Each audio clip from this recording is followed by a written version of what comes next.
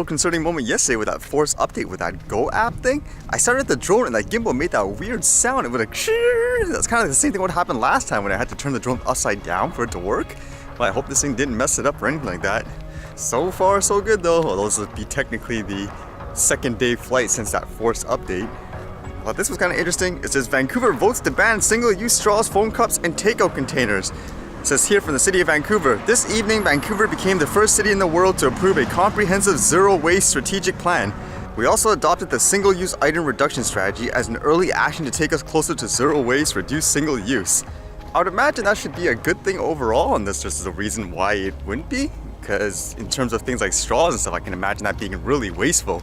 You can even see in some places, like especially like in parties and stuff, where you throw away all these plastic containers and stuff like that after parties. So it'd be kind of good to have something that's kind of, I guess, waste friendly, if that's what you want to call it.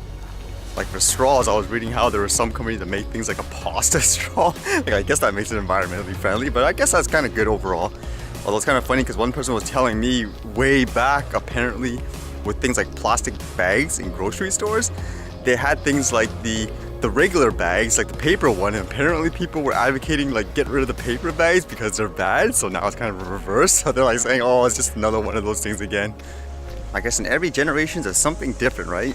Basically, they could have said something was good back then, which now we say isn't, and vice versa. Apparently people said that about the cars too. I don't know if it's true, but some people were saying they could have went electric cars way back, but they were saying like the oil and stuff was way better, whereas now obviously it's the opposite. Talk about people in the neighborhoods being afraid of drones because they think it's spying on them. How about this one? Why is a government drone flying over a Sacramento neighborhood? Isn't this way? Legitimately, it was flying there every single hour, like in a specific time of the day, so it made people paranoid. Neighbors say they're furious over a drone that's flying over the neighborhood, and we found out it's tied to a government agency not many people have heard of. The mysterious drone has been spotted during the late night hours hovering over residential neighborhoods and looking down on homes. And of course people felt uncomfortable about that. Again, in that case, it's a consistent time every single day. That drone looks pretty huge too. As it hovers around, you don't know what they're looking at and monitoring. Neighbors say they've heard the drone flying in early morning hours well before sunrise. This week, they learned it's being flown by the Sacramento Housing and Redevelopment Agency. It manages two nearby housing communities, Alder Grove and Marina Vista. Those complexes have had serious crimes, including a fatal shooting in January and a triple homicide in 2016. And according to them, it says, we initiated the drone program in order to enhance the safety and security of our residents. As to the success of it, it says the 5-foot-long aircraft operates between 6 p.m. and 6 a.m. and has already spotted illegal dumping and trespassing. Pilots have established a protocol to protect privacy. It says the drones are programmed so that they do not catch any footage until they get to about 200 feet in the air. One thing I was thinking of, even though they say it's legal, this is a situation of they're flying at nighttime, they're flying over people. How did you approve that? How is that safe? Although obviously this case is more about privacy, but that's usually what people's real fear is, in my opinion, the privacy, right? Although maybe I'm missing something. Like I said, it's usually more efficient to fly the drone and stuff as opposed to like a helicopter, but if you're just targeting like a specific house or something like that, isn't it better just to install a camera or something like that to monitor it, like in that specific property? To me, that doesn't make sense in that case. How would you feel about this big, humongous drone flying around your neighborhood constantly around these certain times of the hours and stuff? Does it make it worse that it's a quote government agency doing it, or do you treat it as whatever?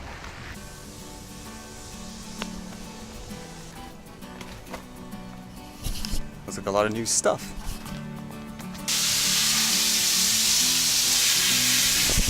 Tomato moneymaker, okay?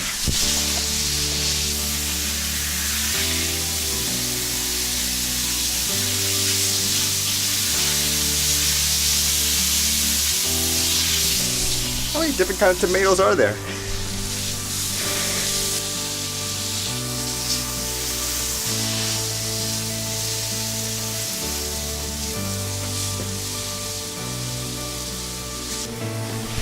Right, that's about all done.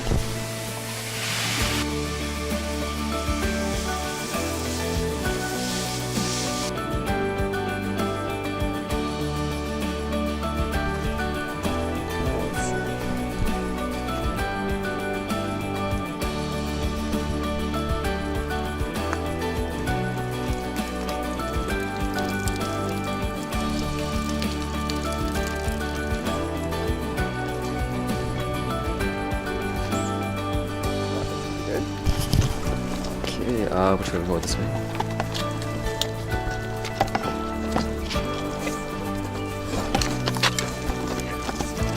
Now standing here somewhere. Okay. Okay. Oh, you have your own den.